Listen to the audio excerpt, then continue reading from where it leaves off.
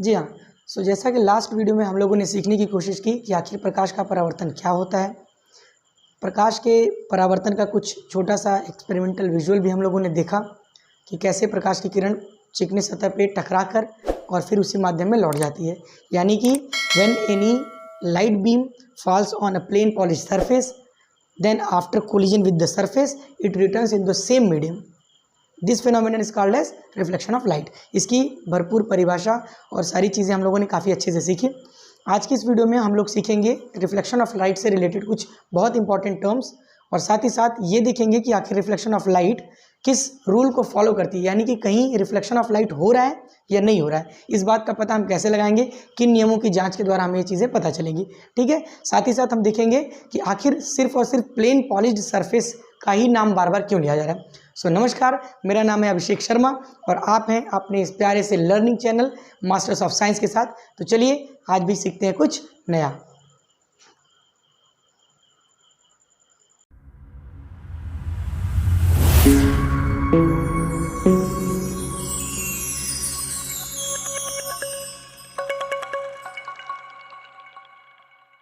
जी हाँ, देखिए ये आपके सामने एक रिफ्लेक्शन ऑफ लाइट का एक बहुत बेहतरीन सा ये फिगर बना दिया गया है। आप चाहें तो वीडियो को पॉज करके इसका स्क्रीनशॉट ले सकते हैं या अपने कॉपी पे पेंसिल से काफ़ी अच्छे से बना सकते हैं।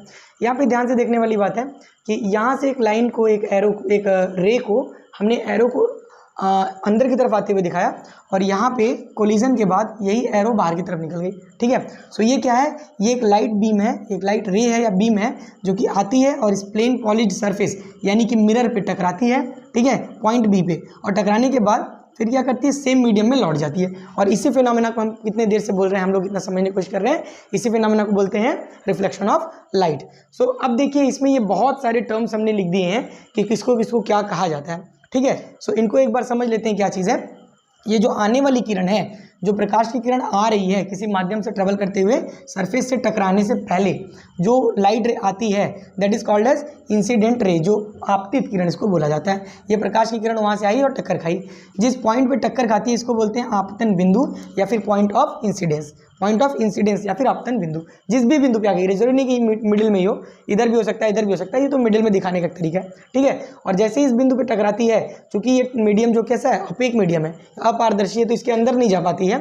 साथ ही साथ क्या करती है प्रकाश, यहाँ से तुरंत क्या करती है, उसी मीडियम में, उसी माध्यम में रिटर्न हो जाती है। ये जो लौटने वाली किरण है, इस लौटने वाली रे को हम बोलते हैं रिफ्लेक्टेड रे या फिर परावर्तित किरण बोलते हैं। ठीक है, अगर इस पॉइंट ऑफ इंसिडेंट पे हम एक परपेंडिकुलर ड्रॉ कर दें, एक लाइन खींच दें सीधे सीधे, ठीक है, तो उस लाइन को हम बोलते हैं नॉर्मल। और ये लाइन का बड़ा जबरदस्त महत्व है। ठीक है, इस लाइन का बहुत ही ज़्यादा इंपॉर्टेंस है ये समझने के लिए कि हाँ, ये जो फिनोमेना है क्या ये सचमुच रिफ्लेक्शन ऑफ लाइट है या फिर नहीं। क्योंकि जब भी आप परपेंडिकुलर डालते हैं तो इस परपेंडिकुलर के साथ इंसिडेंट रे और इसी परपेंडिकुलर के साथ रिफ्लेक्टेड रे दोनों का एक एंगल बनता है, और वो एंगल डिसाइड करता है कि हाँ ये रिफ्लेक्शन ऑफ लाइट है या फिर नहीं है। ठीक है, इसलिए हमने परपेंडिकुलर जो डाला उसको बोलते हैं नॉर्मल और हिंदी में बोलते हैं अभिलंब। फिर देखिए नॉर्मल और ये इंसिडेंट रे, इन दोनों रे के बीच में जो एंगल बन रहा है ये वाला, ये एंगल को बोलते हैं एंगल ऑफ इंसिडेंस। ठीक है, और इसी के साथ जो रिफ्लेक्टेड रे और नॉर्मल के साथ में बन रहा है उसको बोलते हैं एंगल ऑफ रिफ्लेक्शन। ठीक है, एंगल ऑफ रिफ्लेक्शन और एंगल ऑफ इंसिडेंस जब हम पढ़ेंगे लॉज ऑफ रिफ्लेक्शन, तो यहाँ पे पता चलेगा कि इसका क्या महत्व है, इसका क्या इंपॉर्टेंस है। ठीक है, ध्यान से देखिए, ये जो सरफेस है ये कैसा है, प्लेन है और पॉलिश्ड सरफेस है। प्लेन और पॉलिश्ड नहीं होने से क्या प्रॉब्लम होती है रिफ्लेक्शन में, या क्या रिफ्लेक्शन अकर करता है, होता है कि नहीं होता है, इसका डिस्कशन हम आगे करेंगे। ठीक है, उससे पहले एक और टर्म देखिए, ये मीडियम 1 है, ये एयर हो सकता है, ये कोई और मीडियम हो सकता है। ठीक है, ये वैक्यूम हो सकता है क्योंकि light can also travel in vacuum, ये हमने लाइट की प्रॉपर्टीज में पढ़ी थी। यानी यहाँ बीच में कोई दूसरा मीडियम भी हो सकता है, वैक्यूम भी हो सकता है, एयर भी हो सकता है, anything can be here present as a medium first, और जिस भी मीडियम से वो ट्रैवल करके आएगा उसी मीडियम में रिटर्न हो जाएगा। ठीक है, सेकंड मीडियम में नहीं जा पाएगा, सेकंड मीडियम हमारा ये खुद मिरर है, इसलिए इसको हमने नाम M1 M और M डैश दे दिया। ठीक है, इसका फिगर आप बना लीजिए, क्योंकि अभी हम लोग लिखेंगे डेफिनेशन। जिस भी सरफेस से ये टकरा के वापस जाती है या जिस भी सरफेस पे ये पूरा फिनोमिनन होता है, घटित होता है, ये इवेंट होता है, उस सरफेस को हम बोलते हैं रिफ्लेक्टिंग सरफेस। उसको बोलते हैं रिफ्लेक्टिंग सरफेस यानी कि परावर्तक सतह। सो इसका आप स्क्रीनशॉट ले लीजिए, नॉमेनक्लेचर कर लीजिए आप यहाँ किसको क्या बोलते हैं, ठीक है। अभी हम लिखेंगे इसका 1 बाय 1 आपतन कोण, यानी कि एंगल ऑफ इंसिडेंस क्या है, एंगल ऑफ रिफ्लेक्शन क्या है, इंसिडेंट रे क्या है, रिफ्लेक्टेड रे क्या है, रिफ्लेक्टिंग सरफेस क्या है, पॉइंट ऑफ इंसिडेंट क्या है, नॉर्मल क्या है, सारी की सारी चीज़ों का डिफिनेशन हम जल्दी जल्दी करेंगे, ठीक है। और डिफिनेशन करने के बाद फिर हम समझेंगे कि प्लेन पॉली सरफेस का क्या रोल है, ठीक है। सो आइए जल्दी से इसके बारे में सीखते हैं फिर से जी। सो आइए सबसे पहले टॉपिक नोट करते हैं, इंसिडेंट रे क्या होता है, ठीक है, यानी कि आपतित किरण किसे कहते हैं। The ray of light coming from a light source और the light ray before collision with the surface is called incident ray. Reflection of light में कोलिजन से पहले की जो भी किरण होती है, जो किरण आके उस पर गिर रही है, which is falling on the यहाँ लिख सकते हैं the light ray coming from a light source falling on the, यहाँ पे थोड़ा सा हम इसको करेक्ट कर सकते हैं, फॉलिंग ऑन द सरफेस, या नहीं भी लिखेंगे चलेगा, फॉलिंग ऑन द सरफेस और the light ray before the collision with the surface. जो कोलिजन से पहले, सरफेस से कोलिजन से पहले की जो लाइट रे है that is called as incident ray या फिर आपतित किरण। जो लाइट रे आ रही है, आके किसी भी रिफ्लेक्टिंग सरफेस के ऊपर गिर रही है, उससे टकरा रही है, तो टकराने से पहले जो भी लाइट रे है या फिर जो भी पाथ ऑफ लाइट है that is called as incident ray. जल्दी से नोट कर लीजिए इसको जी। आइए दूसरा टर्म देखते हैं, रिफ्लेक्टेड रे, ओके, परावर्तित किरण। क्या होता है परावर्तित किरण जी। सो the incident ray which returns in the same medium after collision is called as reflected ray. Reflection of light में जो आपका एक मिनट जी, जो आपका इंसिडेंट रे था, वो इंसिडेंट रे आपका कोलिजन के जस्ट बाद तुरंत क्या होगा, सेम मीडियम में रिटर्न कर जाएगा जिस मीडियम से वो आया था, और उस रिटर्निंग जो रे है, वो जो रे रिटर्न हो रहा है that is called as reflected ray, ठीक है। आपतित किरण परावर्तक सतह से टकराने के बाद उसी माध्यम में पुनः लौट जाती है, और उस लौटने वाली किरण को हम क्या कहते हैं, परावर्तित किरण कहते हैं। इसको भी जल्दी से नोट डाउन कर लीजिए, फिर देखते हैं इंसिडेंट, पॉइंट ऑफ इंसिडेंस, ठीक है, ओके। पॉइंट ऑफ इंसिडेंस या आपतन बिंदु इसको बोलें। आ माने आना, पतन माने गिर जाना, आओ और गिर जाओ, जिस बिंदु पे वो गिर जाए लाइट की रे, प्रकाश की किरण, वो क्या है, आपतन बिंदु। The point on the reflecting surface, reflecting surface पे एक कोई पॉइंट ऑन विच, जिस पे द इंसिडेंस रे फॉल्स, जो इंसिडेंस रे है वो जिस पे आके गिरती है, जिस बिंदु पे आके गिरती है that is called as point of incidence. शुद्ध हिंदी में अगर बात करें तो आपतित किरण जो आ रही है परावर्तक सतह के जिस भी बिंदु पर गिरती है उसे आपतन बिंदु कहते हैं। बहुत ही सिंपल और बहुत ही क्लियर, आप इसको आराम से नोट कर लीजिए। फिर आगे देखते हैं रिफ्लेक्टिंग सरफेस। आइए अगला टॉपिक देखते हैं, रिफ्लेक्टिंग सरफेस। क्या है रिफ्लेक्टिंग सरफेस? परावर्तक सतह। परावर्तक सतह नाम से ही पता चल रहा है, वो वाला सरफेस जिसके ऊपर परावर्तन होने वाला है, यानी कि वो सरफेस जिस पर रिफ्लेक्शन होना है, ठीक है। सो डिफिनीशन क्या है, the plane polish surface on which the phenomena of reflection of light occurs is called the reflecting surface। ये पूरा फिनोमेना जिस भी सतह पे हो रहा है, चाहे वो जैसा भी हो, उस सतह को हम क्या बोलेंगे, रिफ्लेक्टिंग सरफेस। हिंदी में बोल सकते हैं जिस चमकदार व समतल सतह पर, समतल होना चाहिए, चमकदार होना चाहिए, प्रकाश के परावर्तन की घटना हो उसे हम परावर्तक सतह कहते हैं। जिस भी समतल तथा चमकदार सतह पर प्रकाश के परावर्तन की घटना होती है उसे परावर्तक सतह कहते हैं। इसको समझने में जरा भी परेशानी नहीं आएगी। यदि कोई समस्या आती है तो आप कमेंट सेक्शन में तुरंत लिखिए, ठीक है, उस पर डिस्कशन किया जाएगा और अच्छा रिजल्ट निकाला जाएगा। आइए देखते हैं अगला पॉइंट। अगला पॉइंट क्या है आपका, नॉर्मल, यानी कि अभिलंब, ठीक है। आइए देखते हैं अगली टॉपिक, नॉर्मल। नॉर्मल क्या है, अभिलंब। The perpendicular drawn on the point of incidence is called as normal. आपतन बिंदु पर खींचा गया लंब अभिलंब कहलाता है। जो हमने फिगर बनाया था ऐसे सरफेस पे, यहाँ गिरा था ना, तो जो ये आपतन बिंदु था पॉइंट ऑफ इंसिडेंस, इस पे जो हमने परपेंडिकुलर से डॉट डॉट डॉट डॉट खींचा था that is called as normal. उसको हम नॉर्मल कहते हैं। और नॉर्मल सिर्फ इसलिए बनाया जाता है ताकि नॉर्मल और इंसिडेंस रे और नॉर्मल और रिफ्लेक्टेड रे के बीच का एंगल हमको पता चल सके, ठीक है, और एक लॉ ऑफ रिफ्लेक्शन को हम वेरीफाई कर सकें, इसके लिए बनाया जाता है। सो आप इसको भी नोट कर लीजिए, बड़ा सिंपल चीज़ है। अगर नहीं समझ आता है तो आप इसको कमेंट में लिखिए। The perpendicular drawn on the point of incidence is called as normal. आपतन बिंदु पर खींचा गया लंब अभिलंब कहलाता है, ठीक है। अगला पॉइंट क्या है, एंगल ऑफ इंसिडेंस, आपतन कोण। बहुत सिंपल सी बात है, नाम से पता चल रहा है कि the angle form between incident ray and the normal. जो इंसिडेंट रे था आने वाला ऐसे, और जो नॉर्मल था, उन दोनों के बीच बनने वाला जो एंगल है that is called as angle of incidence. यानी आपतित किरण तथा अभिलंब के बीच बने कोण को आपतन कोण कहते हैं। इन दोनों को भी जल्दी से नोट कर लीजिए। इसके बाद हम पढ़ेंगे एंगल ऑफ रिफ्लेक्शन जी। सो एक लास्ट टॉपिक बचा हमारे पास, एंगल ऑफ रिफ्लेक्शन। जैसा इसका नाम है एंगल और किसका, रिफ्लेक्शन, तो क्या लिख सकते हैं इसके लिए भी हम, angle formed between the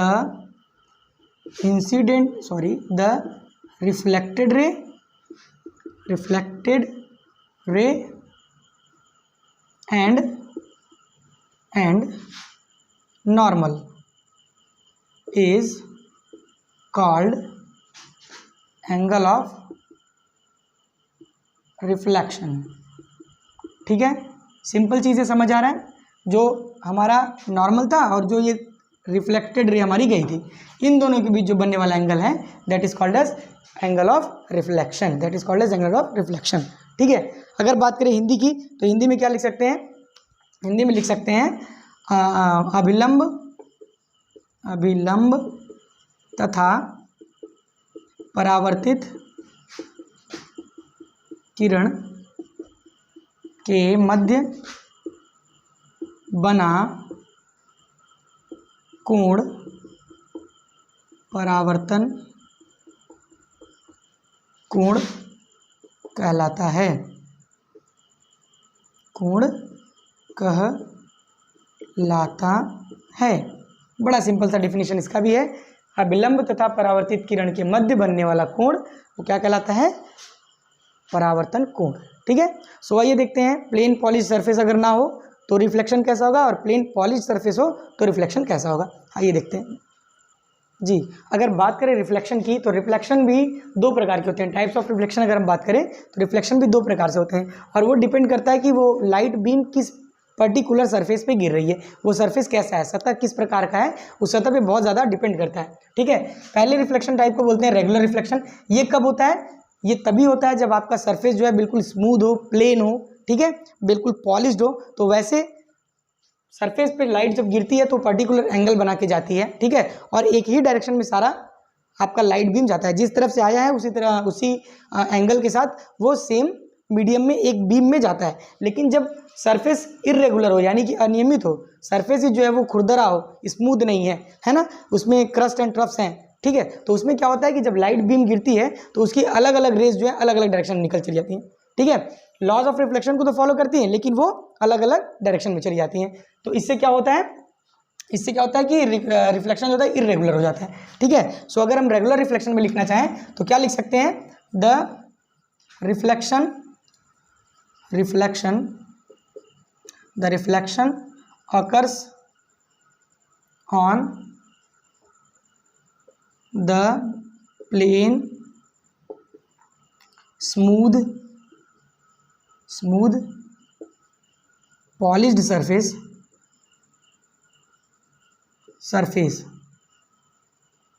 is called regular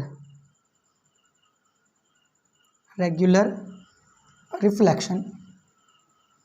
ठीक है, जो प्लेन पॉलिश्ड और स्मूथ सरफेस पे होगा दैट इज रेगुलर रिफ्लेक्शन। इसी का अपोजिट अगर इधर हम लिख लें तो क्या हो जाएगा, द रिफ्लेक्शन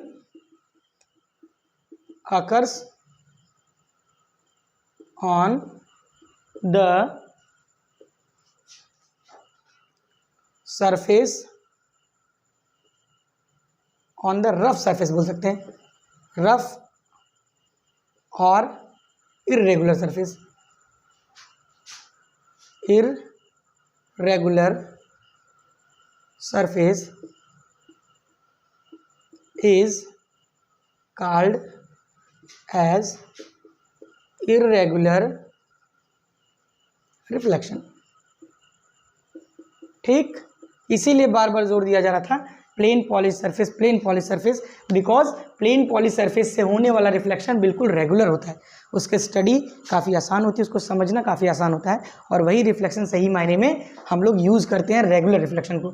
जहाँ पे भी लाइट के रिफ्लेक्शन के फिनोमेना का हम किसी एप्लीकेशन में यूज़ करते हैं, यानी कोई चीज़ करने में, ठीक है, वहाँ पे हम क्या यूज़ करते हैं, रेगुलर रिफ्लेक्शन। और रेगुलर रिफ्लेक्शन तभी होगा जब सरफेस आपका कैसा होगा, स्मूथ होगा, प्लेन होगा, पॉलिश्ड होगा, ठीक है। इसलिए हम लोग शुरू से बात कर रहे थे प्लेन पॉलिश्ड सरफेस की। तो अगर आपको ये समझ में आ गया हो तो इसको आप नोट डाउन कर लीजिए, और इसके बाद अब देखते हैं सबसे मेन और बहुत ही ज़्यादा इंपॉर्टेंट कि आखिर पता कैसे चलेगा कि रिफ्लेक्शन जो है वो हो रहा है, लाइट ऑफ रिफ्लेक्शन है, उसको कैसे पहचानेंगे, उसके लिए रूल क्या है, ठीक है। आइए देखते हैं laws of reflection of light.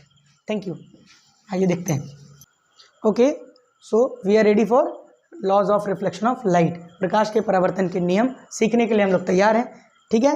सो प्रकाश के परावर्तन होने के सिर्फ दो नियम हैं, बहुत ही आसान, बहुत ही सिंपल और बहुत ही मज़ेदार, सिर्फ दो नियम है, ठीक है। There are two laws of reflection, ठीक है।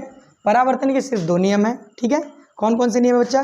पहला देखिएगा सबसे पहला नियम जो मैं कब से डिस्कस करते आ रहा हूँ, जब मैंने विजुअल्स दिखाई थी आपको, जब मैंने आपको प्रैक्टिकल छोटा सा दिखाया था लास्ट के वीडियो में, वहाँ पे भी मैंने बार बार इस चीज़ पे जोर दिया कि देखिए जिस एंगल से लाइट आ रही है सेम टू सेम उसी एंगल से लाइट आपका जा भी रही है। जिस एंगल से लाइट आएगी उस एंगल से लाइट जाएगी। दैट मीन्स आने वाला एंगल क्या होगा, इंसिडेंस एंगल, जो कि इंसिडेंट रे और नॉर्मल के बीच बना, और जाने वाला एंगल क्या होगा, रिफ्लेक्टेड एंगल, जो कि रिफ्लेक्टेड रे और साथ साथ नॉर्मल के बीच में बना। अभी थोड़ी देर पहले हमने डिस्कस किया था। तो पहला नियम क्या है आपका, द एंगल ऑफ इंसिडेंस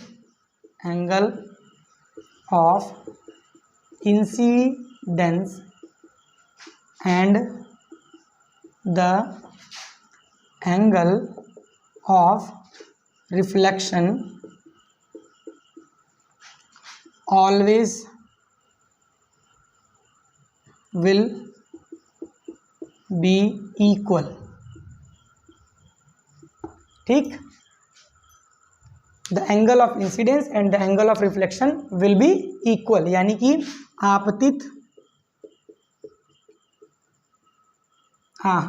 आपतन कोण तथा परावर्तन कोण सदैव बराबर होते हैं। आपतन कोण यानी इंसिडेंट एंगल, तो इंसिडेंट का आई और रिफ्लेक्शन का आर, तो इंसिडेंट एंगल को हम आई से दिखाते हैं, एंगल आई, और रिफ्लेक्टेड एंगल को हम दिखा देंगे angle R. So angle I will always be angle R, angle I will always be equal to angle R. और दूसरा बहुत ही मेन स्ट्रीम का और बहुत ही महत्वपूर्ण जो आपका लॉ है रिफ्लेक्शन का, वो क्या है, ये बोलता है द इंसिडेंट रे reflected ray and the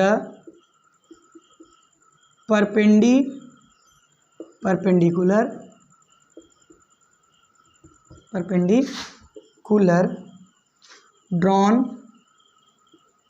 on the point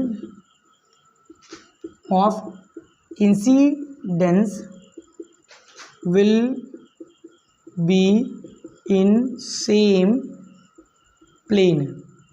क्या मतलब है, बोलता है द इंसिडेंट रे जो हमने देखा था A B incident ray, the reflected ray B से सी तक, ठीक है, जो हमारा फिगर कुछ ऐसा था ना, यहाँ से यहाँ तक, तो ये ए था, ठीक है, ये आया पॉइंट बी पे गिरा और पॉइंट सी पे निकल गया, और ये ओ था हमारा, ठीक है। तो ए बी क्या है, इंसिडेंट रे, बी सी क्या है, रिफ्लेक्टेड रे, और ओ बी क्या है, यही perpendicular drawn on the point of incidence, that is also called as normal, ठीक है। सो इंसिडेंट रे, रिफ्लेक्टेड रे और नॉर्मल हमेशा तीनों क्या होंगे, एक लाइन में होंगे। इसका विजुअल अगर मैं दिखाना चाहूँ, सपोज करो कि ये आपका क्या है, सरफेस है, ये आपका रिफ्लेक्टिंग सरफेस है, तो अगर लाइट बीम इधर से आके गिर रही है तो ऐसा कभी भी नहीं पॉसिबल है कि इससे निकलने वाला जो प्रकाश है वो इधर चला जाए। ऐसे देखिए, लाइट बीम अगर इधर से आ रही है तो हमेशा लाइट बीम का निकलने वाला प्रकाश किधर होगा, इस तरीके से इसके साथ एंगल बनाएगा। ठीक है, ऐसा समझने की कोशिश कीजिए। ऐसे लाइट बीम आई इधर से और इधर की तरफ निकल गई, तो सेम प्लेन में है कि नहीं, देखिए ध्यान से देखिए, सेम प्लेन में ना। सेम प्लेन का मतलब अगर एक को देखेंगे तो दूसरा दिखेगा नहीं, तीनों एक लाइन में जाएंगे। ठीक है, ऐसा नहीं पॉसिबल कि लाइट रे उधर से आ रही है और इधर निकल जाए, उधर निकल जाए, ऐसा कभी पॉसिबल नहीं है। लाइट रे इंसिडेंट जिस प्लेन में होगी उसी प्लेन में रिफ्लेक्टेड होगी और उसी प्लेन में उसमें क्या परपेंडिकुलर हम ड्रॉ करेंगे, इसको नॉर्मल बोलेंगे। ठीक है, सो ये बहुत ही ज़्यादा इंपॉर्टेंट है। इस पॉइंट को हिंदी में भी लिखते हैं और बताते हैं क्या होगा।